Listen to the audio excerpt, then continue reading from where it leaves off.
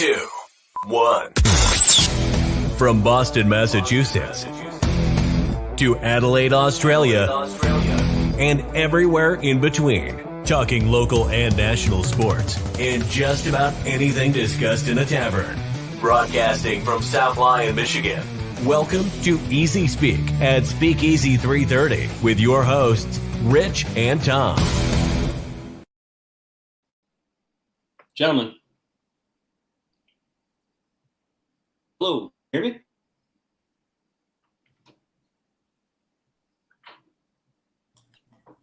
Hello. I got you. Yep. Got you now. Tom's the only one that can hear anything. I think it's Tom. I don't think it's us. What's up, fellas? How you doing? Doing well, man. Doing well. On a Tuesday that felt like a Monday. You having a nice long extended weekend. I see Mr. B Chain over here did some golfing with his daughter. Looks good. Yeah. We had a nice little family fun day Sunday, if you will. Yeah. And yeah, it was fun. Fun to get out with family. Enjoy the time to where you can go golfing with them where they can't outdrive you. Because I took my 15-year-old son and he was ripping about 300 down the fairway against me. And I'm just like, I'm done. I can't do it anymore. I think Tom's finally going to hop back in now. I just took him out of the stream, but he's going to get back in. Can you hear me? Everybody hear me? Yeah. Yeah, we can hear you. Okay. So tonight we're going to talk football. We're going to talk NFL, but first and foremost, I want to introduce the two gentlemen that are on the screen that you probably haven't seen. We got on the upper top there, we got Mr. Chain, Mr. Brandon Chain, and just below him, the guy that looks like he's got just about as much gray hair in his beard as I do. We're going to go with Mr. Robbie Davis. Thanks, guys, for coming on tonight. Yeah, happy to be here. Thanks for having me. And yes, I'm racking up the gray hair. Yeah. Aren't we all? Yeah, absolutely. I keep mine high and tight so you can't really see it as much, but yes, the gray hair is there. And kids will do that to you sometimes. So are we all just too lazy to shave every day? Is that what it is? We've all kind of just been like, don't have time for that. That's what happens. I'm probably like once every 3 weeks. I'll clean up a little bit and I'll get my hair cut. So see, I got a bunch of gray hair and stuff like that. But regardless, let's quit talking about gray hairs. Fully gray. Well, let's quit talking about gray hairs. Let's get down to the business of why we're here tonight. We're here to talk NFL football week 1 coming up, starting Thursday this week. Tom? Yeah, it's probably the best time of the year, next to week 1 of college football, the starting of NFL season. And this week you got a doozy with the Rams and the Bills, which is lining up to be a hell of a contest. Possible preview of the Super Bowl. Maybe. We'll see. Maybe.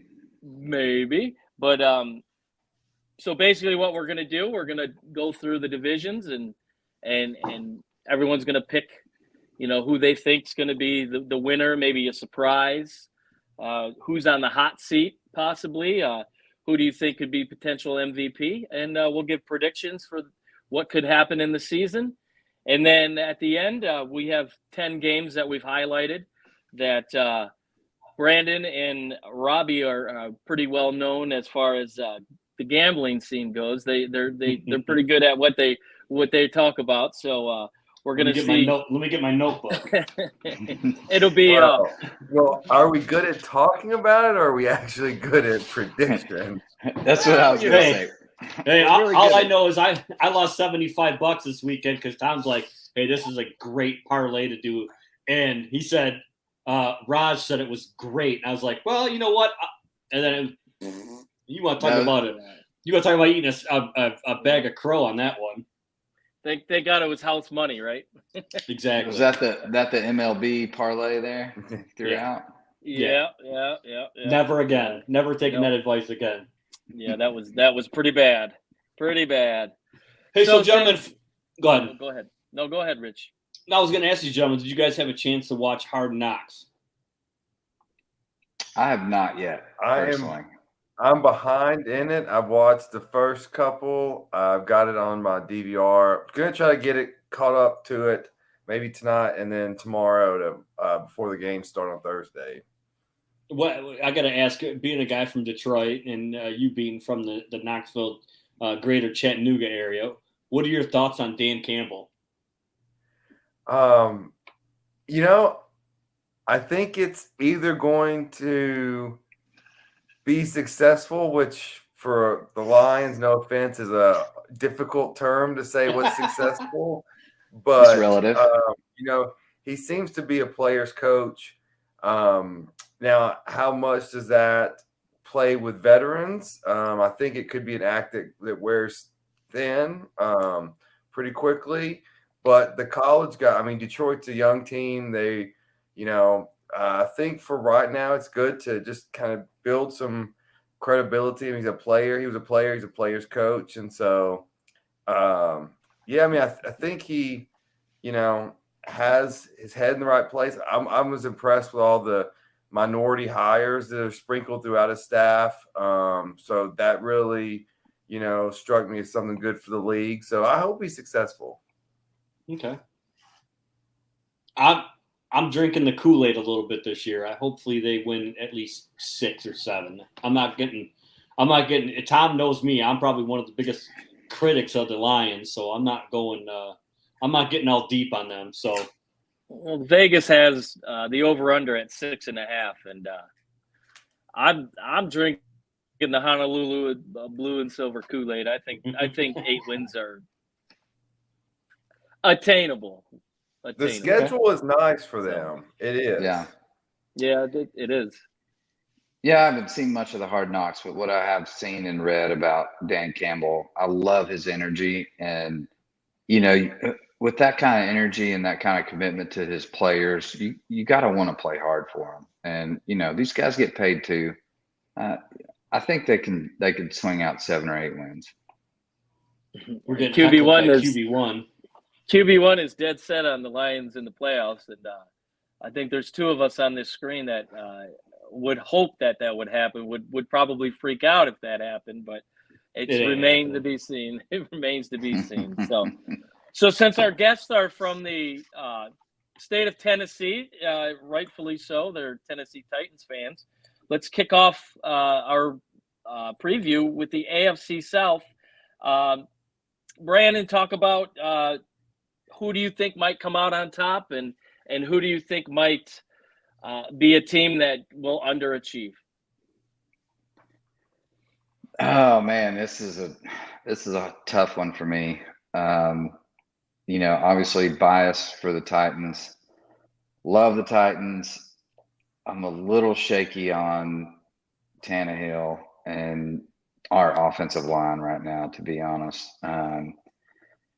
Matt Ryan walks into pretty much a AFC division winner team, just a better quarterback than the previous one. So it's tough for me, but I'm still going to say Titans pull this out somehow. But to be on the lookout is definitely the Jags. Texans are just full rebuild. They're 2-3 years away, I think. But the Jags could surprise some people in some games this year, with a competent coach. Even though Urban Meyer was great in college, he was great at Ohio State, one of the worst, if not the worst, NFL coach in the history, and just made a complete debacle out of that entire season. So the Jags could be, a little sneaky. They could be somewhat of like Purdue in the Big Ten. They just do good enough to upset a couple people here and there, but not really any, playoff predictions or anything for them. So I would watch out for them a little bit. Don't overlook them when you're playing them because, they've got some firepower. But I like the Titans here still, even with Matt Ryan coming in. If we can manage the game, we still have Derrick Henry, and we did lose AJ Brown, but let's not forget we added Robert Woods, who is, a seasoned veteran. He's great in the locker room. He's going to get these guys together, and we've got a great tight end this year, which we didn't have last year. Hooper's going to be big down the stretch for us. So, and he's looking for a rebound from absolutely. the last couple of years in Cleveland. He kind of was just a afterthought, never really gelled into that offense. Right. So I like that. And, we'll see what Traylon Burks has to offer. This guy has got a lot of big potential. It's year one. Usually wide receivers don't do too well in year one, but, sky's the limit. So we'll see. Robbie. So go ahead. Oh, Robbie, what do you think the chances of a Malik Willis starting in year one for his rookie campaign? Or how long do you think that the leash might be for Tannehill? Oh, absent injury or Tannehill just falling off the cliff. There's no chance. This is a 2-team division, and I think it's going to come down to it's the NFL and who stays healthy. You have two well-run organizations being the Colts and Titans. Vrabel is he's in that top echelon of the NFL coaches. They were the number 1 seed last year when Derrick Henry missed, I think, 7 games. That is great coaching, and that's having your player. Outside of Belichick, Vrabel knows the rule book and plays it to his advantage better than anybody else. Colts probably have a better defense. You keep waiting for that Henry fall off year. I don't know if this is it. I don't think so, but it's a 2-horse lead. I'll take the better coach, who I slightly think is Vrabel. So that would be my winner. I don't expect much of. Houston's terrible, and Jacksonville. They're not only are they young, but they're on their second head coach in 2 years, and just not a really good ownership group, and so. They may wreck someone's day or wreck someone's season, but it's going to be 3 and 4 in that division are locked in. Then it's going to be a race for, I think, health and maybe who plays. It's going to be a turnover here, turnover there throughout the season. It's going to win the division or lose it. But I think both teams. Well, we'll get to that later. Yeah, I kind of mimic what you guys are saying about Tennessee. They did it last year without Derrick Henry, who we can all sit here and pound our chest and know that he's a juggernaut when it comes to running the football. But what's really nice is Malik Willis. Something's got to strike down and take somebody out for him to take over and play. Just because I think Tannehill. I think he's their guy, and it's kind of like Brady wasn't the flashy quarterback. They just designed a playbook to his, to his strengths, and I think that they did the same thing because Tannehill really wasn't anything spectacular when he was in Miami, but he came there. They kind of tailored to his, what his abilities are, and it's dividends from the last couple of seasons. So I think Tennessee is going to be definitely the team to be in the South there.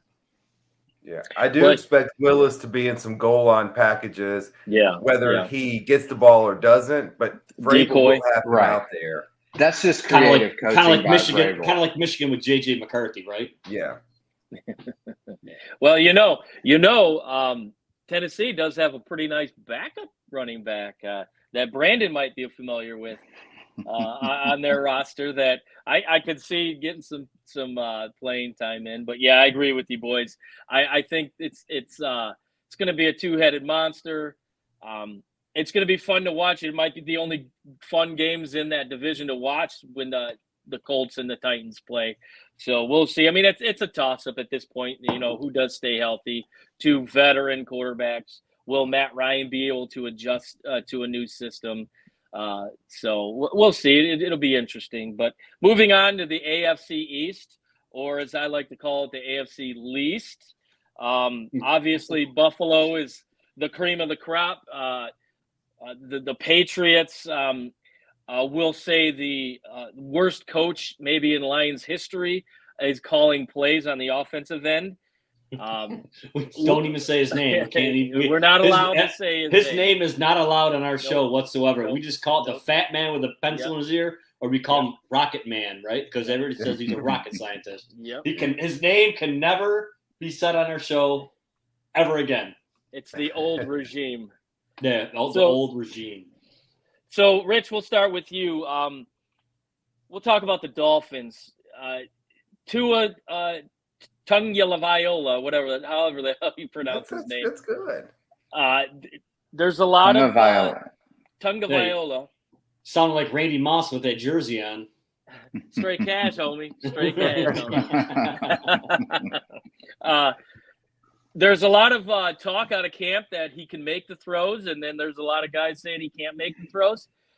Is this a make or break year for Tua? Seeing that he's got Waddle, who's got the speed, and now he's got Tyreek Hill, who might be the fastest player in the NFL. Is it do or die for Tua, or are they weighing a lot on him for this season?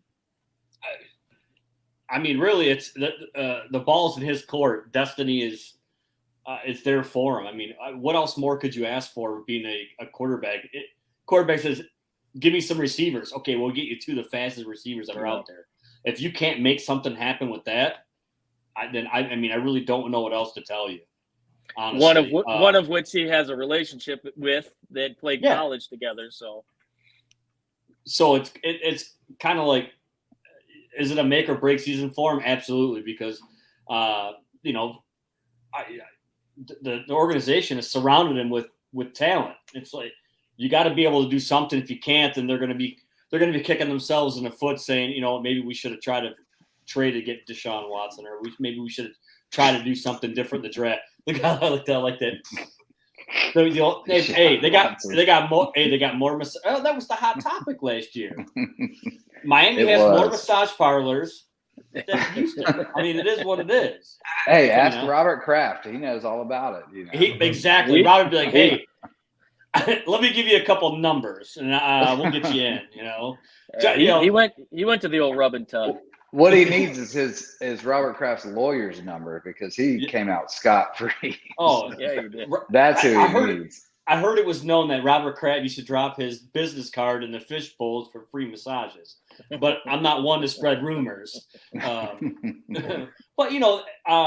they've given him every tool possible to succeed, and if you can't do it, what else are you going to do? What else are you going to do for the guy? I mean, besides buy him a replica Super Bowl, Lombardi trophy. I mean, what else are you going to do for the guy? Robbie, Mac Jones had a probably most surprising rookie campaign. I don't think anybody gave him much of a chance to succeed, and you know what? It turned out to be a pretty good season for him. Coming into this year, a whole new offense. And from what we saw in the preseason, it was real rough. Does Mac Jones struggle coming into year two, specifically being that he's going to have to learn a whole new offense, or do you think he can fight through and repeat his performance from last year? So I think that he's one of the smarter quarterbacks in the league. And the thing that bothers me about the Patriots this year that I'm not sure you can say in the last 20 years, but it's kind of like, what are they doing in the coaching meetings? What are they, like this whole no coordinator system and trying to kind of outthink everyone? So what worries me is you've got a young quarterback, played well year one, but still going to year two. Now defensive coordinators have a year of his film also. So it works both ways. And to not have offensive coordinators, and so is the guy we can't say going to be actually calling the plays, or is it going to be Belichick saying, hey, I need to run, pick one out of these? Like, I just don't know how it's going to go down because they've been very vague about it. So in that division, take the Jets out of it, obviously. Of those three teams, generally all good. I have the most question marks with the Patriots this year. I think the Bills are going to be obviously a Super Bowl favorite, favorite in this division.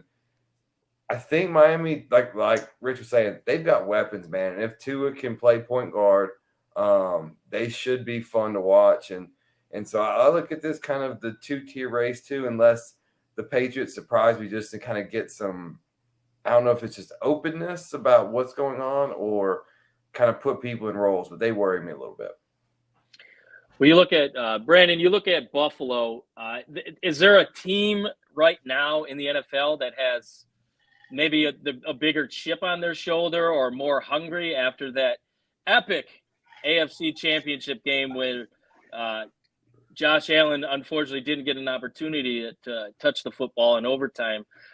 Do you see that as momentum going into this season, driving them? Obviously, they'll be the favorite for this division. Do you see them getting right to the precipice of a Super Bowl as a motivating factor? Definitely do.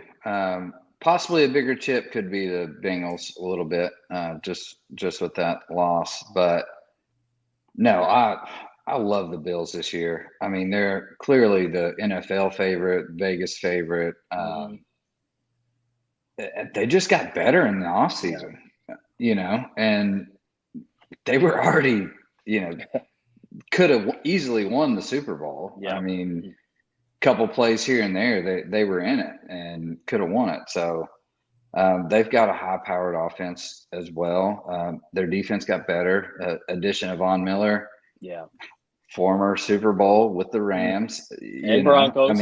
And Broncos. I mean, this guy just collects rings. Like he's the Lord of the Rings over here. He's the Bilbo Baggins of the NFL. He just keeps going on, little hobbit, and just knocking quarterbacks back. So I love it. I love the Bills fire. I love Josh Allen, just an all-around good dude, good quarterback, good leader, tons of weapons there. And man, it's a tough division to say that they don't win it. And Patriots, you never count out Bill. He always seems to be the smartest guy in the room without saying a word. And this guy somehow figures out. I know it's completely crazy with the no coordinator situation right now, like Robbie said. But man, he just produces players and elevates their potential quickly. And I don't count out Mac Jones at all. I mean, he's a pretty accurate quarterback, and for the old school Belichick system, an accurate quarterback's all you need. I mean, you can dink and dunk. You can dink and dunk. Bill Belichick would not draft running backs in fantasy football. He does. He just takes them very. Give me the lacrosse player. Yeah, right. That's what I'm saying. Like this guy. I mean, he just makes people step up. I mean, he just brings out the best in you. So you can never count them out as an outlier. We'll see. I agree. This is kind of a make or break for him. He's got everything in the arsenal to be the guy he's supposed to be. But there's no question in my mind. The Bills win this division hands down. Yeah, as long as they can stay healthy. Yeah, I think the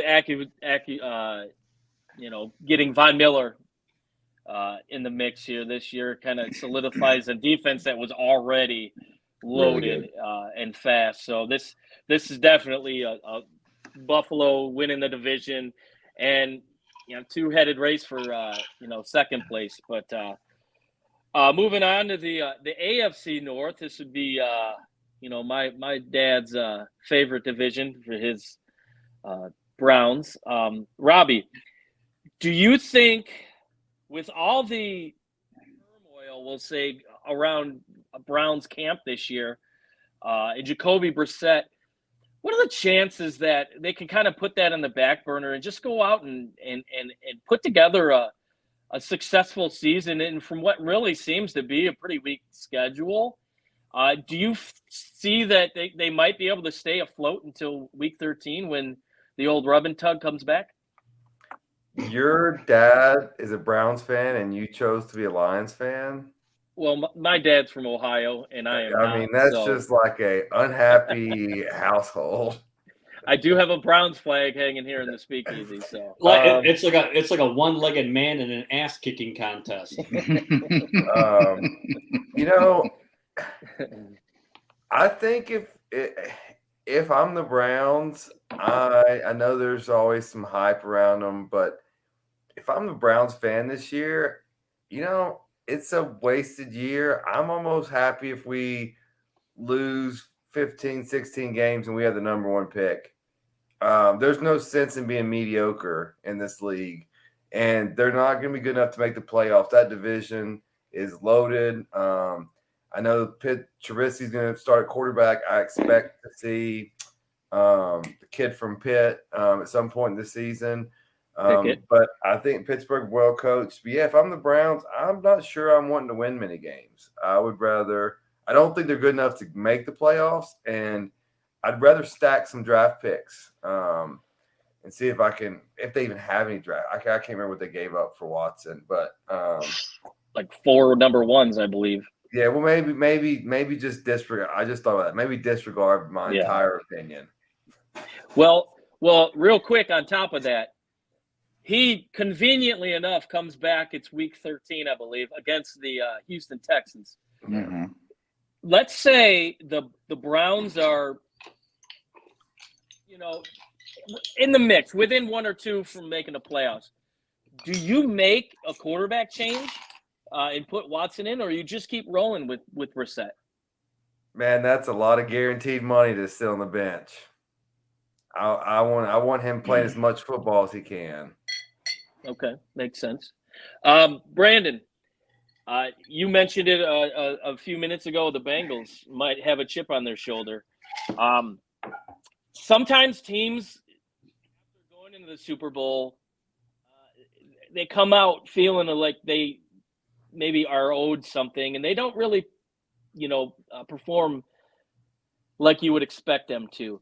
Do you think that Joey Burrow-led team, well coached with Taylor, and with the skill set, and then the players that they picked up, do you see the Bengals kind of falling down that path, or do you think that they're potentially up for another rebirth in the Super Bowl? I'm calling rebirth here. They got better in the offseason. Yeah, they did. And this is a young, talented team that is oblivious to the Super Bowl hangover. And these guys are hungry, they're young, and they're super talented. And like I said, they only got better in the offseason. So I don't see them taking a step back at all. I see them taking a step forward, and, watch out, because they're definitely my leaders for this division. Well, Joey Burrow has proven that he's an absolute winner, probably the greatest performance in NCAA history when he was a senior at LSU. And to get them to the Super Bowl in his second year after, a knee injury, it just shows the perseverance that he has as a player, as a professional. So, yeah, I agree. They definitely have the pedigree to get back. Rich, Lamar Jackson, contract year. Ever since, he had the diarrhea gate up there in Cleveland a couple seasons ago, he gets Baltimore kind of to the edge, but then when it matters most, he just doesn't seem to have what it takes. Is this the year that Lamar Jackson says, "Hey, I'm a legit quarterback, both with my legs and with my arms"? Can they count on Lamar Jackson to put them over the top in that division? Well, you got to look at it. I remember his first year in the season, or the first year in the league. He'd run the ball. He pretty much could do everything that you wanted him to do. And then, as you can kind of tell, I think he got kind of managed a little more. Say, hey, you're more valuable to us if you don't put yourself in situations to get injured. And I think they've kind of tailored the play calling for him to kind of be a little more structured with his passing, more of a pocket passer. He kind of does get out and, does what he does. He eludes tacklers and stuff like that. If they keep making the same play calls that they did the last couple of years, I don't see that. I mean, if they let him run wild, let him run wild. I think if they let him run wild, all it's going to do is it's kind of like one of those. It's it's a 50-50. Is he going to get injured if he gets hit too hard, or if he's going to, so really that's my personal opinion when it comes to Lamar Jackson. Is it a make or break season for him? I don't think so. I still think he's still a very good quarterback. I just think that the Ravens have been kind of conservative with him, as they see him for more of a long term instead of just a short term. Yeah. Real quick there, with a healthy J.K. Dobbins here in the backfield this year, I think they're going to focus more back to their roots with that run game. Their defense is pretty elite. It's one of the best in the league, and I really think that's going to take a lot of pressure off Lamar to let him kind of do what he typically does without people keying on him. So I think that's really going to help him out a lot this year. Yeah, if they can. Yeah, I agree. If they can establish the run with Dobbins, that opens up a lot more for him. And then obviously in the end game, what does it do? It protects him from taking those hits. Well, it was a running back carousel once Dobbins got lost with that injury. So I don't think they ever found that consistency. Exactly. And then on top of that, your number 2 receiver, Hollywood Brown, he had more drops than any other receiver in the NFL. So, when you have an opportunity to get bailed out and your guys are failing you, so that, that makes it tough here. And as far as the Steelers go, I think Trubisky was the throw-in. I don't see him lasting more than 6 weeks. Pittsburgh Steeler fans are rabid. At the most. They're going to be calling for Pickett. They already love him there. This is unfortunately going to be Tomlin's probably first losing season coming out of that division. But they'll get it right. Pickett will, get the job, and by next year they'll put some pieces around him. So it's going to be tough. I mean, the division between Cincinnati and Baltimore could be a good one, but I agree. I think Cincinnati, having the experience of going to the Super Bowl, will kind of put them over the top. And Joey Burrow is Joey Burrow. He's my quarterback in fantasy. I'm rooting for the best for him. And we're going to move on to the best division. What do you say, Robbie? Joey Burrow's Joe Burrow's a bum. I had him last year. Hey, well, somehow he made it to the Super Bowl and also sucked to me. Hey, Robbie, I got Josh Allen. That's a good person to have. That's a good one. So we'll move on to the AFC West, which is arguably the best division in all of football. And you take the Chargers, Herbert, unbelievable fourth quarter comeback last year, and what could have put them in the playoffs, but it didn't happen. Is he, I'll start with Brandon, is Herbert maybe the best quarterback in this division, seeing obviously what he's been able to do with the weapons that he has? Obviously, Mahomes has always been there, but is this the year that he kind of takes that next step and takes over that division? Oh, that's a tough one. I've gone back and forth on this, but just with the eye test, to me, I mean, Patrick Mahomes is one like we haven't seen in quite some time, with just a raw, natural athletic ability and the ability to make his receivers better. Yes, he has Tyreek Hill, or had, and Travis Kelce, but you saw guys like McCole Hardman and Sammy Watkins, which was a one-hit wonder, show up and he put them in the right position. So I always go, for me, it's Mahomes slightly over Herbert. Now Herbert is definitely a powerhouse in his own right and a very consistent passer, very accurate, and he also elevates his players. I just like a little bit more experience with Mahomes in the tough game situations here. I think it's a tough two-headed race again here. You know, Russell going to Denver, that's a wild card. I mean, we haven't seen that one yet. Man, that can be a sleeper in this division, to be honest, because they were pretty much a Super Bowl team, maybe a quarterback away. Yeah. Right. So That's what they need. they're my dark sleeper, dark horse in this, but I still, until you prove me otherwise, I mean, I got to roll with Mahomey. Rich, you know, Brandon mentioned early Tyreek Hill that Mahomes had. In previous years, he was always Mahomes' security blanket. Given the state of the Chiefs' defense, it's a little iffy, a little wishy-washy. Who is Mahomes gonna rely on to get that big catch or that big touchdown late in the game?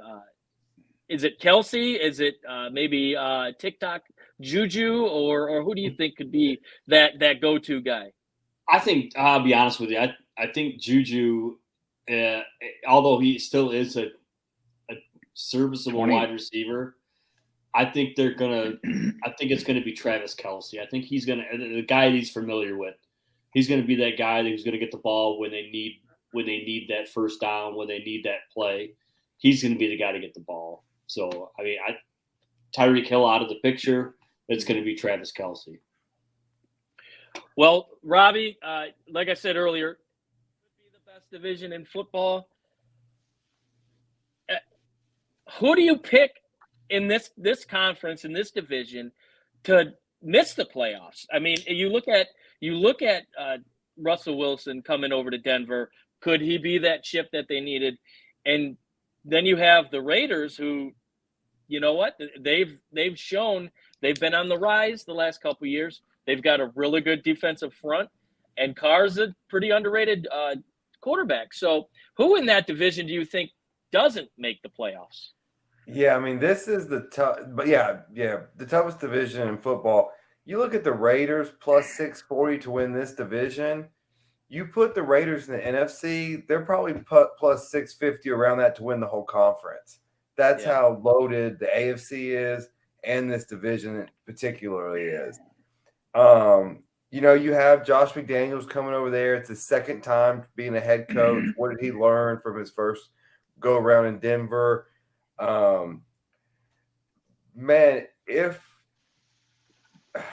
Andy Reid always is a winner, the Chargers are loaded. Who doesn't make the playoffs? I don't know. Is it mathematically possible for all four to make it, or is that an impossibility? I think this year it's possible because they're adding two teams to the playoffs. So yeah, so I mean, I'd say you have to go with the Raiders just because of the off the field. They've lost a few first round picks to either crime or what have you. No good lawyer. I know a great lawyer. Yeah. Please let me have his number if you find one. Hey, get your business cards out, Robbie.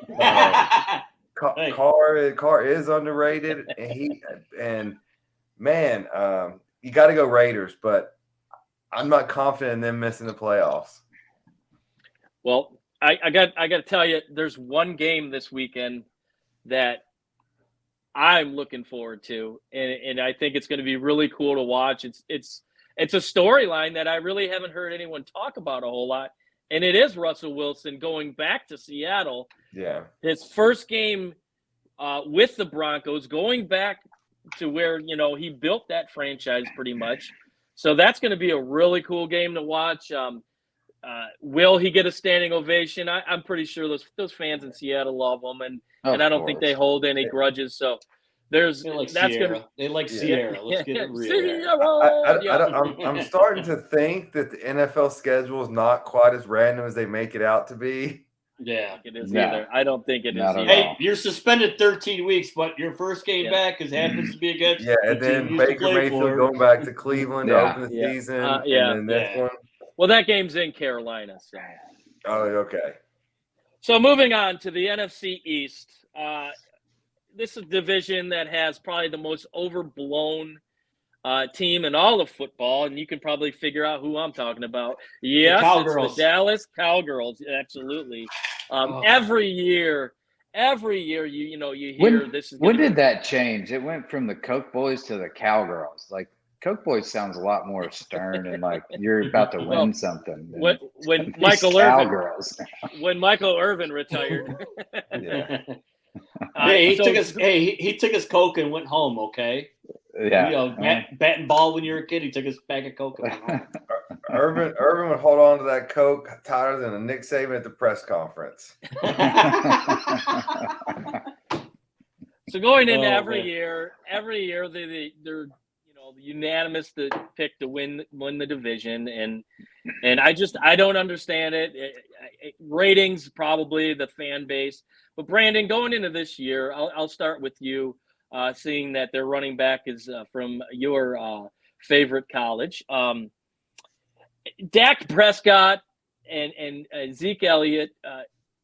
In years past, they've shown to be a good duo. Elliott's kind of been a little disappointing the last 2 years. Mike McCarthy might be his ass is on fire. I'm not going to lie. He's sitting on the hottest seat. Do they get out of this division? Does McCarthy save his job and getting them pushed in the playoffs? McCarthy saved his job. No. McCarthy just seems like an interim coach that, let's talk about who the real coach is here, and that's Jerry Jones. And until he lets go of this and Or dies. actually hires people to run this for him, the Cowboys are always going to be the Cowboys or the Cowgirls or the Coke Boys or whatever you want to call them, because they will forever be somehow America's team that is always pre-ranked really high. Reminds me a lot of Notre Dame in college football. Like they just show up every year in the preseason rankings and they're super high, and it's like, really? Why? He's only saying that because Ohio State only beat them by 11 this weekend. Go ahead. I don't mean to interrupt.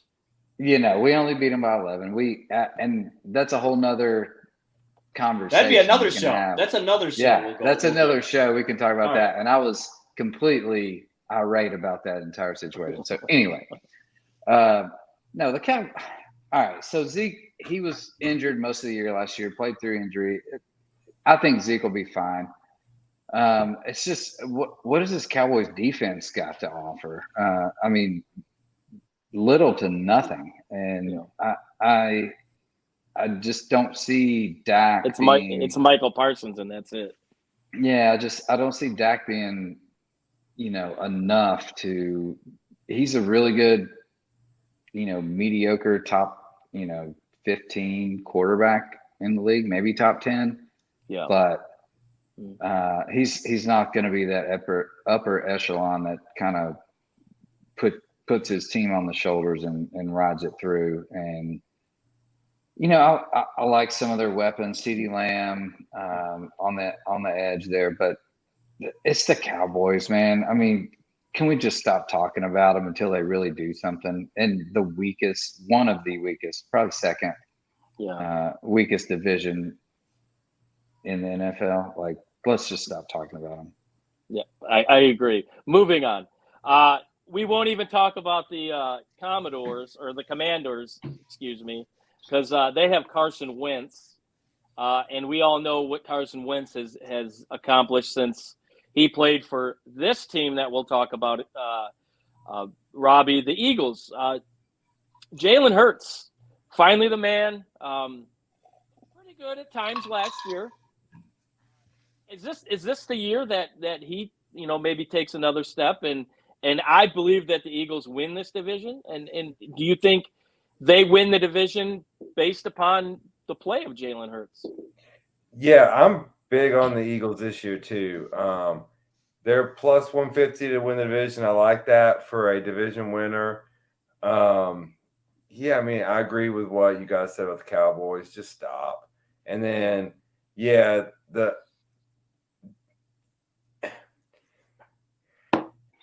I want to say something about Washington, but I don't want to get in trouble. But they're my least favorite team in football because of this stupid name. Ownership and ownership. You Such had a stupid Washington name. football team sitting there. It was cool. It was different. And you go and do something like this. It's maybe the worst thing since the Jaguars did that two-tone ugly helmet. That's just like, and so the Washington Commanders have now replaced Jacksonville as my least favorite team in the NFL. But digress. Yes, I like Jalen Hurts. I think they're giving him the weapons. We talked about Tua and his weapons. So 2 ex-Alabama quarterbacks getting loaded with weapons, two-dimensional attack. I really like the Eagles and what is if not the worst, at least the second worst division in football. Second worst. Oh, Yeah. absolutely. Rich, the Giants, maybe one of the worst quarterbacks, Danny Dimes. They're going to finish third in the division at best. Maybe even the Commies finish ahead of them. Who knows? We'll see. Are the Giants going after one of the prize quarterbacks going into next year's draft? And how long does Danny Dimes last this year if they're not producing? I'll be honest with you. He's on a short. He has to be on a short lease. He has to be. He hasn't done anything in the last 2 years. Actually, he hasn't done anything since he came in the goddamn league. Yeah. He's only known for tripping on his own feet with nobody within 20 yards of him last year. Yes. He's right up there with Mark Sanchez in the butt fumble. Butt fumble. Yeah. But he's won more playoff games. Come on now. Or Dan Orlovsky running out of the back of the end zone. I honestly think next year they are going to be searching for a new signal caller for that team. I think this year a very short leash is to be had with Danny Dimes, as we like to call him. I think Tyrod Taylor will come in as long as the medical guy doesn't puncture a lung or anything like that on him. I think he'll come in, and I'm not saying that he's not gonna light the world on fire, but he's gonna make it respectable. Are they gonna get higher than third division? No. I still think Washington might get a higher seed than them, just based on the fact that their defense is pretty legit. Yeah. I got my dog barking in the background. Depends on when Chase Young comes back too on that Commanders defense. Exactly. Yeah. He's not looking good for the start of the season. One of the things that with the Giants that I like is knowing that the Lions said, Kenny Galladay, I think we're cool, dude. You can go your own way. Mm-hmm. I watched him in the preseason. That dude sucks. He's got stone hands. Yep. He can't catch a ball. He can't run a route. It's like I'm glad you know what? For once in my life, I'm glad the Lions didn't sign a player, and that's him. Yeah, I think they've got Sterling Shepard and Kadarius Toney is like their highlight reel. Yeah, and so, who knows what Tony's going to amount to? Well, here's the thing, though. A healthy Saquon, though, if they kind of put their nose in the ground, their offensive line is not terrible. So they could make a little bit of a splash here, but it's going to come down to game managing for him, I believe. Danny Dimes, as you like to call him. So yeah, as long as he doesn't lose the game for him, I think they could be in a few of them, but they're going to finish last. Yeah, I agree. Yeah. Moving on to probably my guess would be the second worst division in football, the NFC South. Probably can agree who's going to end up on top in this one. Rich, Carolina Panthers, coached by Matt Rule. who's another one that his underwear might be on fire or at least smoking anyhow. Got Baker Mayfield coming in. Was named the number one starter even before Darnold got hurt, and he's going to miss a bunch of time. But is this a team that, given Baker's going to have a big chip on his shoulder, is this a team that can come in and maybe change a few people's opinions of and maybe make a run at one of the top spots of this division? With Baker Mayfield, I mean, we can say all four of us, we could probably say, again, he's one of those guys where he was surrounded by talent, right? He was in Cleveland. They gave him a run game. They gave him wide receivers. They gave him everything they needed to have. Still wasn't successful. Still wasn't able to win the big game. Mm-hmm. However, with that being said, I think one of the things that is going to be interesting to see is as long as Christian McCaffrey can stay healthy, because I mean Baker Mayfield is not a threat on the field as long as Christian McCaffrey is on the field. So I think him staying healthy, it opens up a lot of different options for Baker. I think he'll be a more effective quarterback, but he's going to have to rely on that run game to open those options up for him. Matt Rule, I agree with you. He is on the hot seat. That ass needs tux for the hemorrhoids that he's on fire. So he needs those pads. Yeah, he needs those pads. So slide it right in right there. Yeah, just kind of make it gentle and easy on him. But yeah, he definitely is on the hot seat. And honestly, I think between the two guys that they had in camp, Darnold hurt, okay, but I think out of the two guys that they had in camp, I believe they selected the better quarterback to start week one. Yeah, I agree. Robbie, you got the Falcons coming in with Marcus Mariota, free agent signing. Yeah, I mean, if he can stay healthy, he could produce a little bit for him. And then you've got the rookie Desmond Ridder, who I'm a big fan of quarterbacks that play 4 years in college. I think staying full term matures you not only as a man but as a player. You're getting reps when normally you'd leave and probably sit on the bench. Do you see any scenario where Ridder maybe earns a starting spot for this team, or is it maybe if Mariota gets hurt, then he gets an opportunity?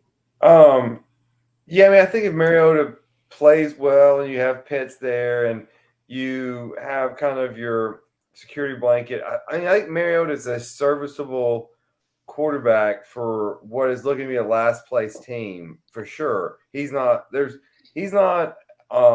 the late 20s, early 30s as far as quarterback ranking in the league.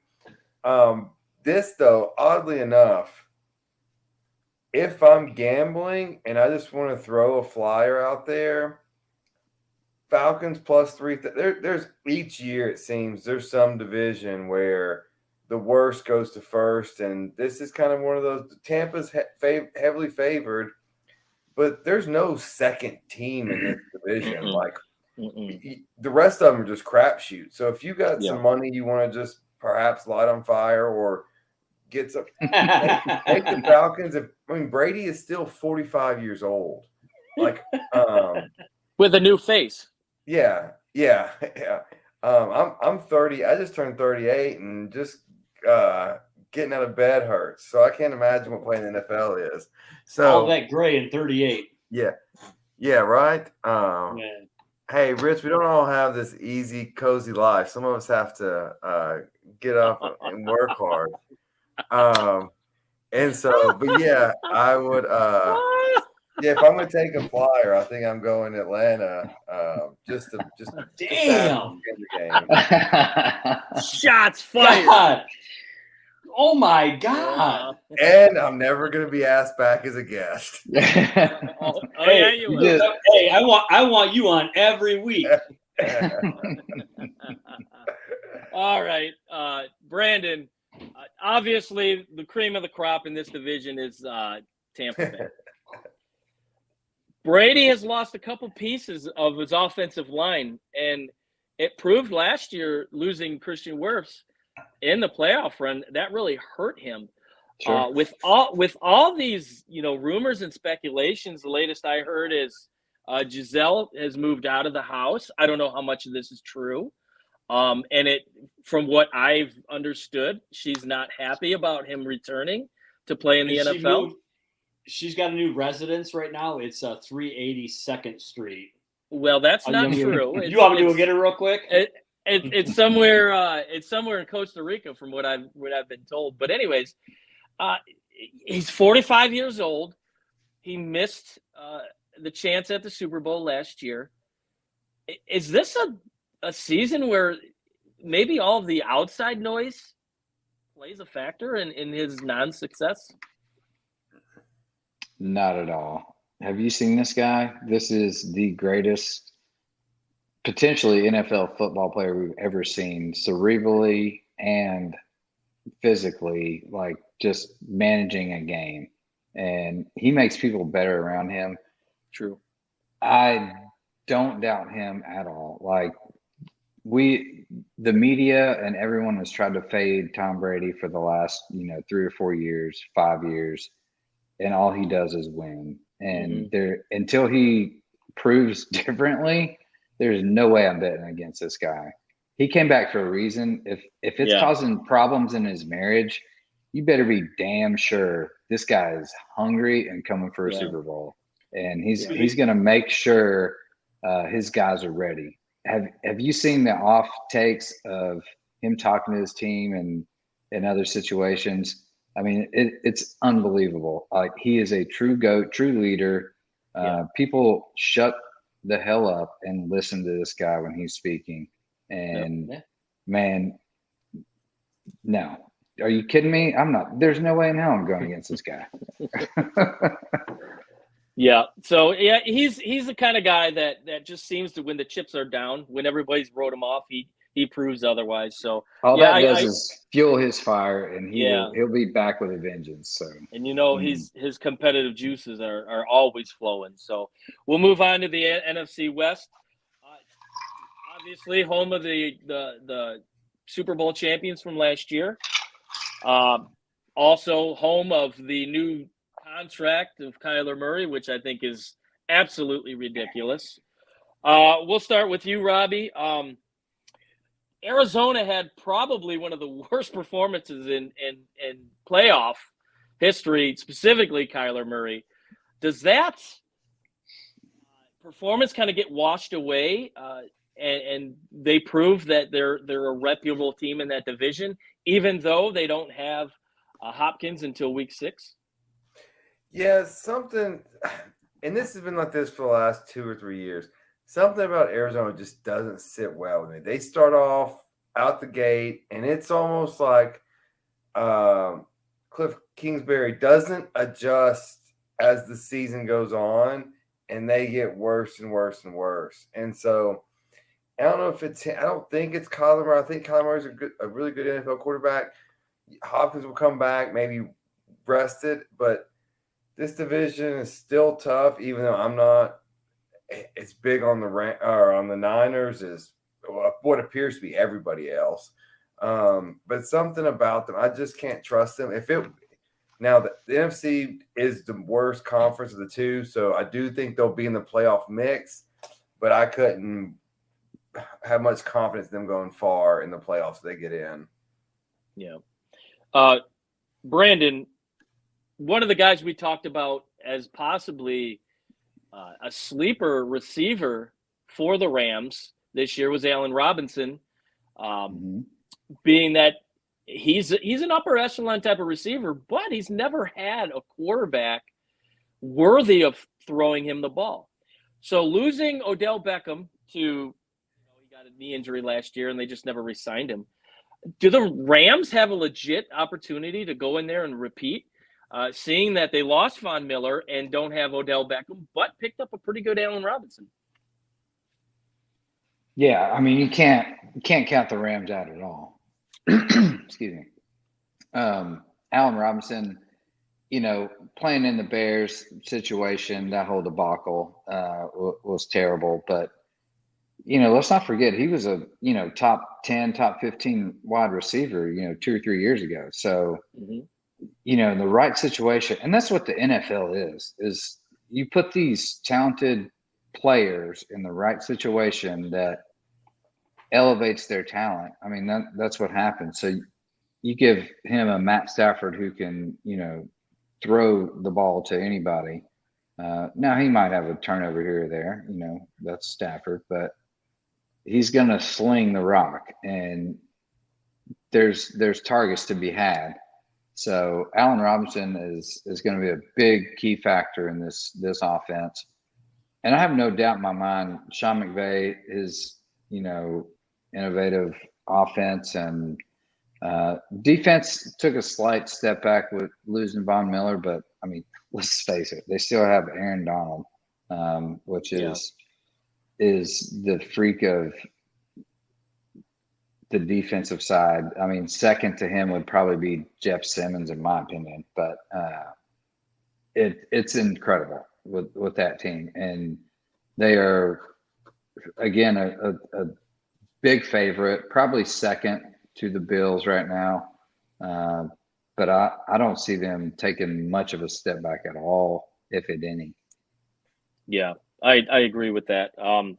Rich, obviously, Trey Lance coming into the season, he's the number one, with surprisingly Jimmy G re-signing as the backup. What is your opinion on Trey Lance really only playing in a couple games last year? Does he have what it takes to keep the Rams, the 49ers, keep them afloat and possibly make a playoff run? I think he does have some tangibles that'll work for them. I'm still a Jimmy G fan. I still think, given his lack of experience, as opposed to what Jimmy G brings to the table, I mean, if you put a gun to my head and said, "Would quarterbacking to start?" I would probably stick with Jimmy G. But I can see how the ownership sees it as, hey, look, we just invested a bunch of picks. We put a lot of capital in this guy to bring him in. We want him to be our number one guy. But I think what really is going to help, and it helped both quarterbacks. It helped Jimmy G quite a bit, and it also is going to help Trey Lance. Is you got Deebo Samuels. I mean, Deebo is and Kittle. And you got Kittle, but Deebo kind of gives you a lot of options just because of the fact that you can pull him out of the backfield. You can also hang him out wide, and then you got Kittle. Their defense is always good. I can't remember if I saw something. Is Bosa okay? Or was that the other Bosa? Yeah, I believe so. Okay. Yeah, he should be fine. Okay. Nick Bosa, he'll be all right. Yeah, but you look at that, and again, this is all opinionated based on my opinion, but I think Trey Lance probably needs another year maybe to be really effective. Does that mean that he's not going to be able to be effective? No, I'm sure that he's going to win some games that you probably think he shouldn't win. But there's probably going to be some games that, from a management standpoint, that he'll probably not win because of the lack of experience. So yeah. Real quick on that subject, I just wonder mentally how he's going to be able to perform, knowing that they re-signed Jimmy G. Does he feel like if he makes a mistake, he's going to get the quick axe? So it'll be interesting to see how that season pans out over there. Shanahan's a hell of a coach, and he's going to put the right pieces in place to make them win. So now we'll move on to the division up here, the NFC North. The Honolulu Blue and Silver are they kill us every year. One of the questions posed in our training was with a bunch of people from Detroit And they, what's one thing that you guys have unique to one another? I said we all suffer with the Detroit Lions, and people got to get a kick out of that.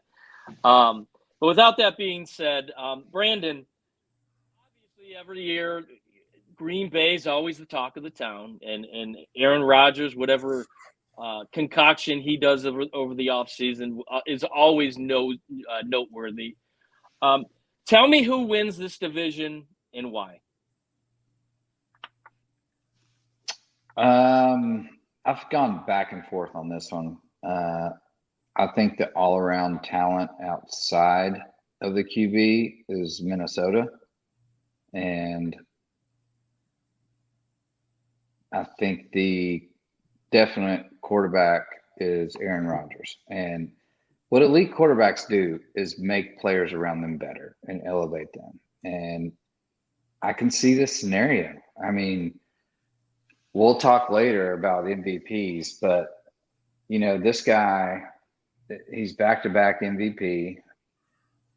He's one of the greatest quarterbacks we've seen in our time, top 5 probably, at least, maybe top 3.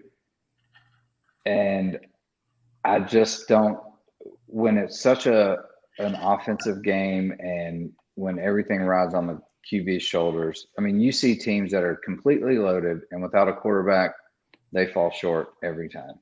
And then you see teams just like, the Patriots, how many years did they win Super Bowls with a bunch of, misfits around them? It's because of the quarterback and obviously Belichick. But so I think it's one of those situations, until I'm proven wrong, I'm riding Aaron Rodgers all day. Kirk Cousins has been serviceable in the NFL. He can make throws occasionally, but he's had a lot of talent around him. He still does. But even though losing Devontae, I look at a lot of so-called no-name players to be pretty recognized this year in the Packers, and I think they take this one. Rich, same question.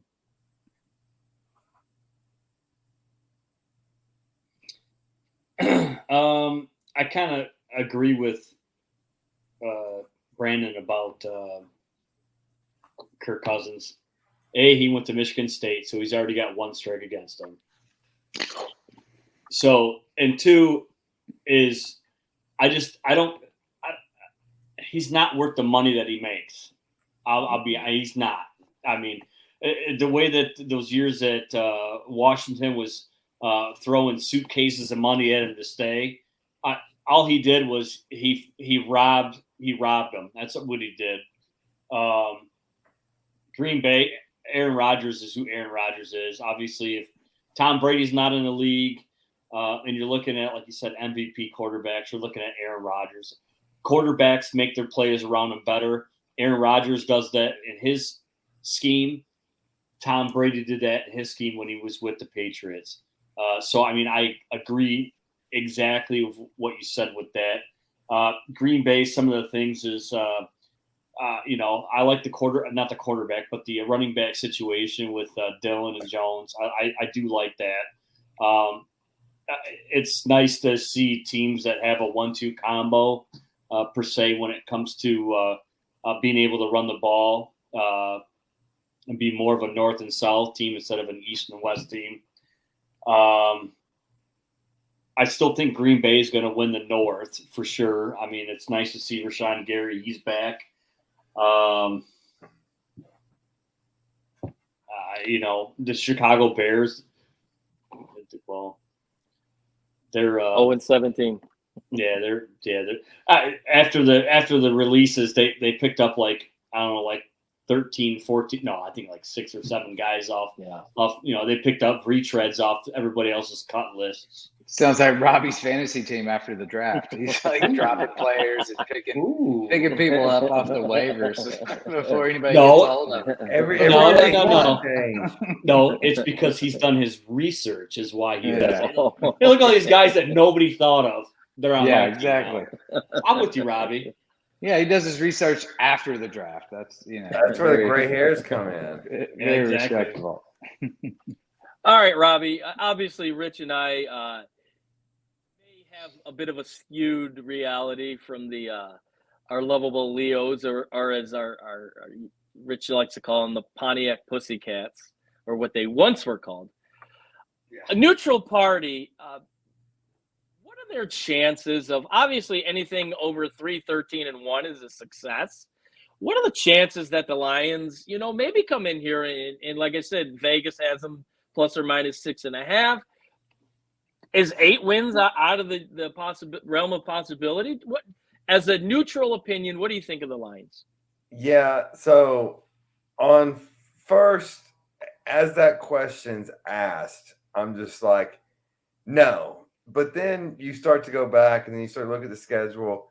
And I mean, this really is the dumb division. Like the Bears can't put together a solid team. For the Packers, for all their success, like in the last, 30 years now, man, they've won 2 Super Bowls and they've had Brett Favre and Aaron Rodgers back to back. Like, that's a failure, in my opinion. Like, that's not successful. Only 2 Super Bowls with them two. And having the Lions in that division, which should – and then the Vikings, they had Randy Moss, Chris Carter, Dante Carter. Like, it's just – whatever the reason, this division seems somewhat cursed. And so, yeah, I mean, the Lions, you guys are all, I'm sure, too familiar with the Lions having Barry Sanders for all those years and Calvin Johnson, and just like, can we not win with these guys? Mm-hmm. So, what are the chances? To me, just from the outside, and this isn't necessarily about the Lions, this is more about Aaron Rodgers. He seems more and more distracted by football, and which is different than Tom Brady's outside distractions of football or from football. Rodgers seems like football is not really what he cares about anymore. And combining that with the Packers diluting his talent pool and his support staff, I think the Vikings should be the favorites, but the Lions have got some players, questionable quarterback play still, but I think they get to 8 games now. Now, I don't know if that's enough to make the playoffs, but no, I don't think you're in loserville anymore. I think the Lions have a good, solid 500 to above 500 year this year. Yeah, I agree with that. Loserville, yeah. All right, we're going to round the corner here.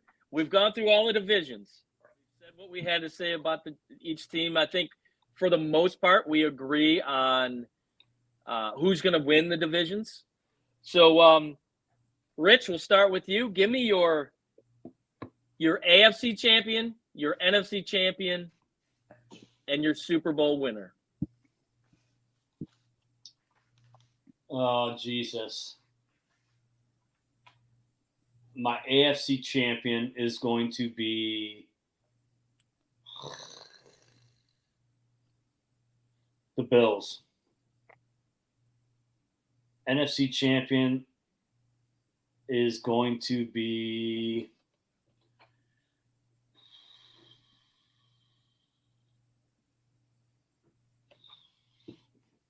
it's going to be the Rams. It's hard not to pick that. And it's week 1 matchup. Yep. And who do you like in that matchup? Super Bowl. Shit. Are we putting money on this? Of course. Am I going to bet? Hey, hold on. Am I going with my heart or my wallet? Which one are we going with?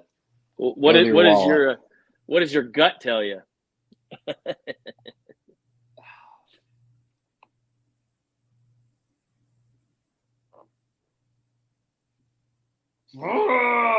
Bills.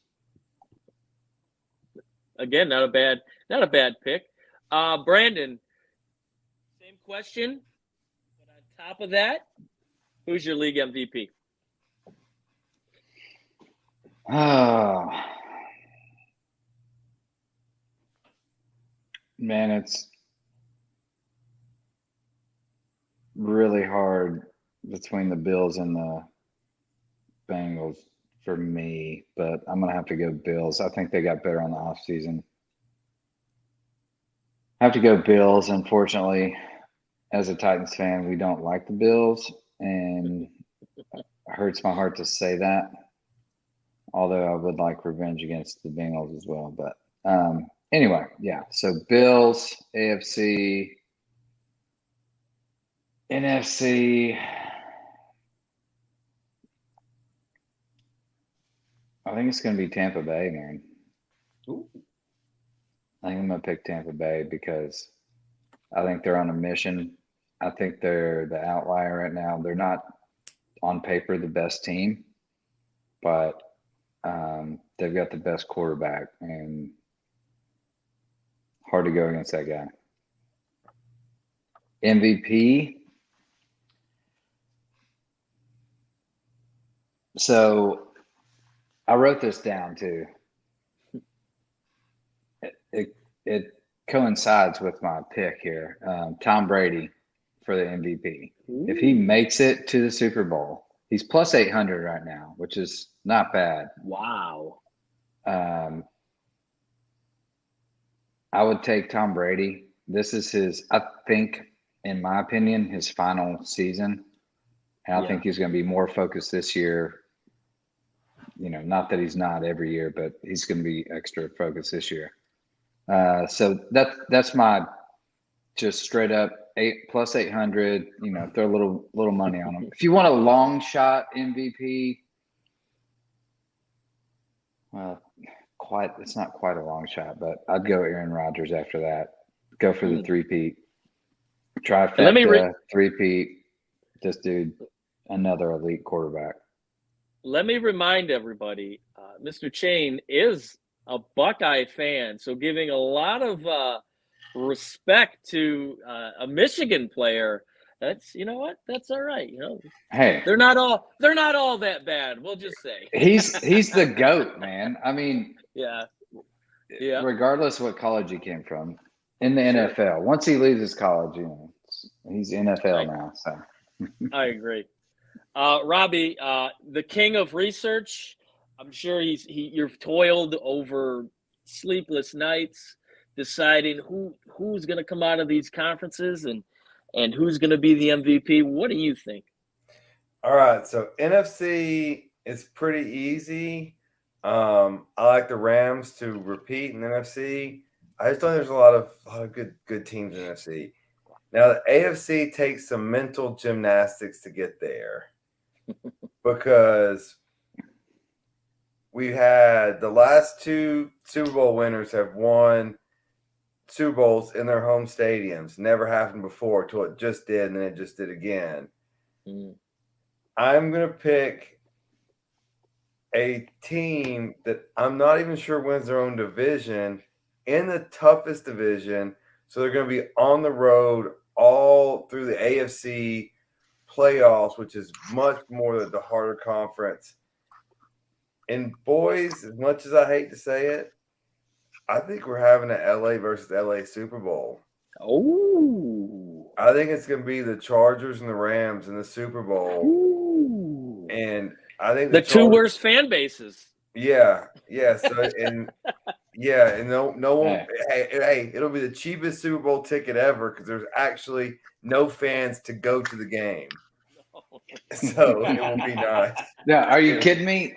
The whole, front or club seats will be all Hollywood. Yeah.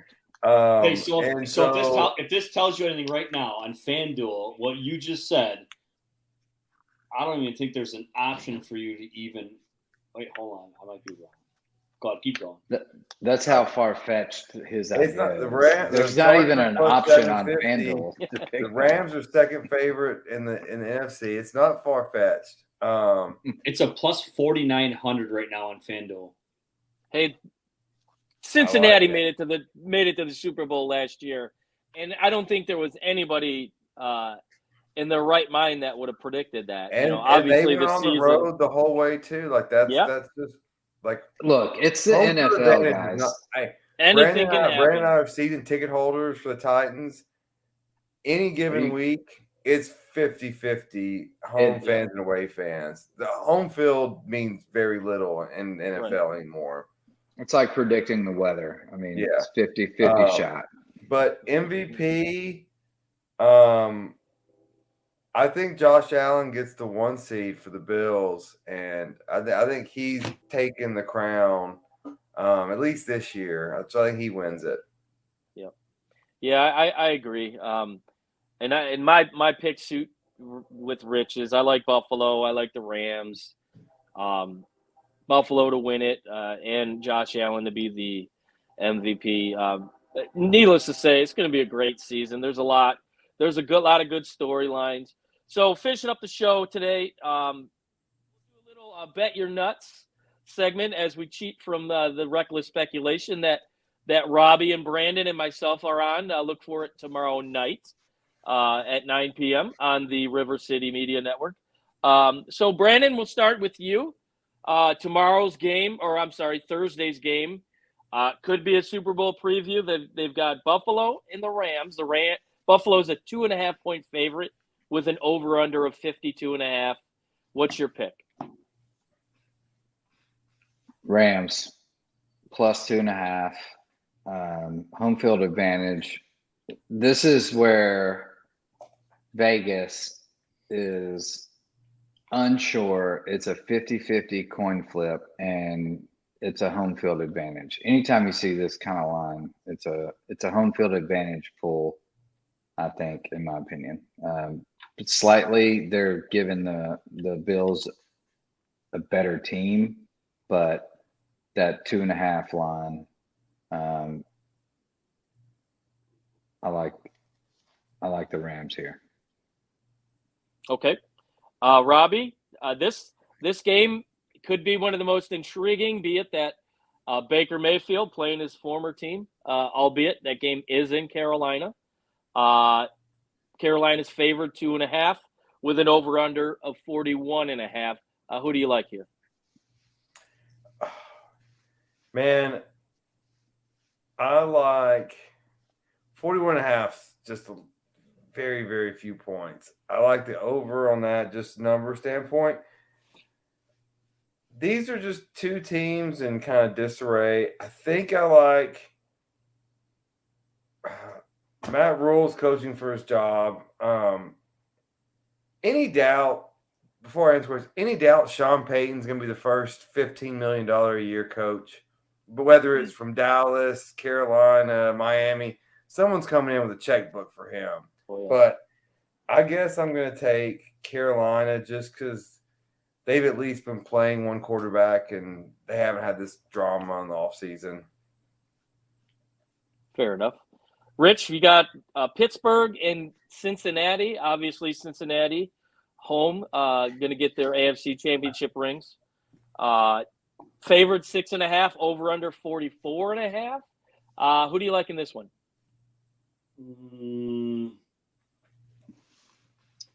I like the Bengals this one. I think to take the Bengals with the over. I think they're going to go over 44. Love the over as well. Yep. I'll take this next game. And this is one that seems like it's almost a winner every year. Patriots going to Miami. Like we talked about earlier, I think Miami has a lot to prove, and they have a lot of weapons, and I think they come out really hot. This line is Miami's favored by 3. And the over-under is 47. I do like Miami in this game. I think Tua comes out hot. The under 47 seems real high because I'm not too sure how the Patriots offense is going to look. There's a lot of question marks on that one. So I like Miami and the under on that one. Brandon, here's the battle of the NFC North. Going to Minnesota. And surprisingly, in my opinion, Minnesota's the 2-point underdog with an over-under of 48. Who do you like in this one? Green Bay. Green Bay all day. I wouldn't flirt with the over-under on that. That's probably pretty close to where it's going to be. Okay. Robbie, we got Kansas City going to Arizona. Obviously, Arizona have a lot to prove. That last year was not, the team that they are, losing in the playoffs. Kansas City going in there with a 4.5-point spread favorite. Over under of 53.5. Who do you like in this one? I like Arizona as Mahomes adjusts to a post Tyreek Hill era. In that number, what do you think? 53.5, high or low? I think Vegas is putting it in the 50s compared to everyone else in the 40s to make you think it is high. I think they get it. Over? Well, yeah, you got the over. Okay, like Rich, this over could be possibly one of the games of the weekend here. You got the Vegas Raiders going into the Chargers. Obviously, both teams have a lot to play for. Divisional game, so it's important to come out on top. Chargers 3-point favorite with an over-under of 52. Who pulls this one out? I think the Chargers are going to take it, but I'm going to take the under. I'm not going to take the over. Yeah, we're going to see some pretty good defense in this game. I think sneaky defense on both sides. So, yeah, that makes sense.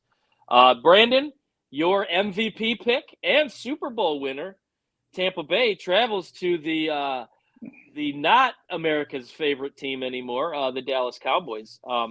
Tampa Bay sitting at a 1.5 favorite with an over-under of 50. What do you think? Tampa Bay, and I'd take the under here. I think we're going to be like 45, 47. Okay. I'm with you on that one. And Robbie, we'll go with the sentimental game of the weekend here. You got Russell Wilson going back home to Seattle to face his former team. Broncos are giving 6 here on the road against the 12th man. Over under of 42. Seattle have enough to cover, maybe not win, but who do you like in this one? 6 is a lot of points in the NFL, but and on the road, I just don't think Seattle has the horses, though. I'm not confident, but I'll take Denver with the points. Yeah, and then over under. I don't think Seattle. If Denver covers, Seattle can't score that much. So I like the under. Geno Smith being their starter, it's going to be a long season up there in the Pacific Northwest. And I'll take this last game that we have. Philadelphia Eagles traveling here to Detroit to face the Lions. Eagles are 4-point favorite with an over-under of 48.5. This game's scary to me.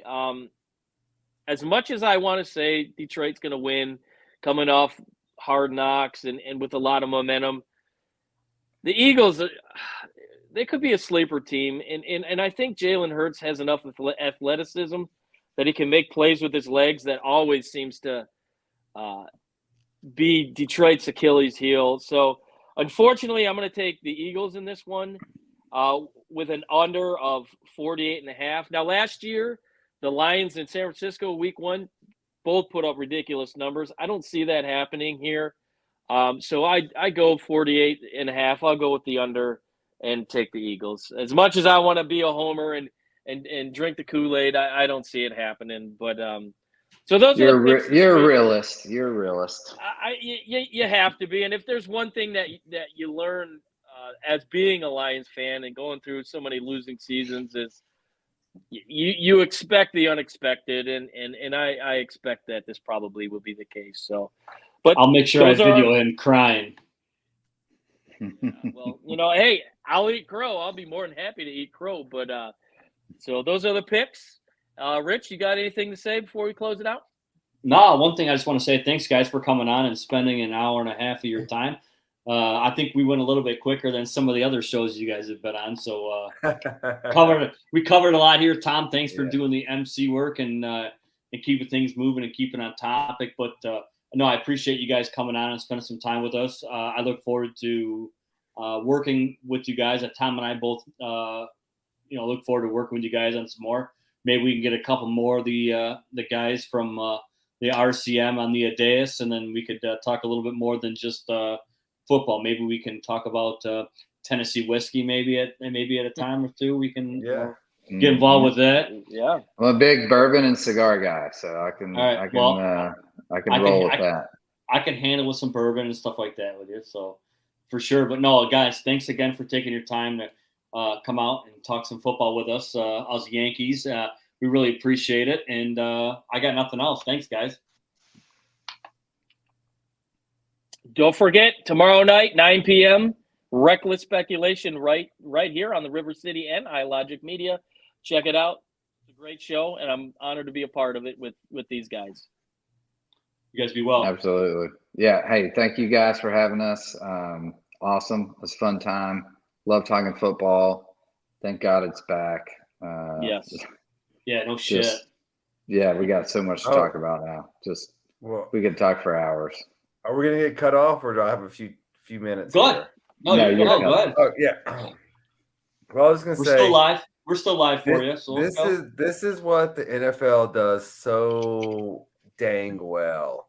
Look, college football wets the whistle for football being back, but then there's 40-point games, there's 40-point spreads.